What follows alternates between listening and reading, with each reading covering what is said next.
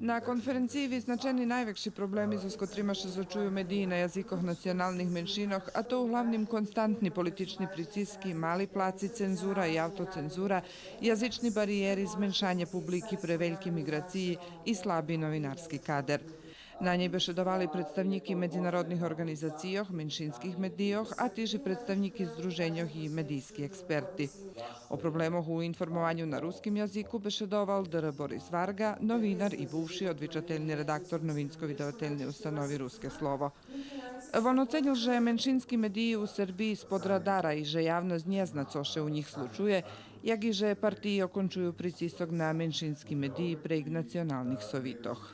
Думам, že bardzo ważne, żeby novinari z menšinskih medijoh nie boli pod takim velikim vplivom politiki, partijoh, a okreme prek nacionalnih sovitov. Znači, že bi dopuščali, že bi novinare i jih mediji, znači nasamprед Hlas ljudu, Ruske slovo i drugi, kotri finansovani z boku državi, mogli robiti njezavisno.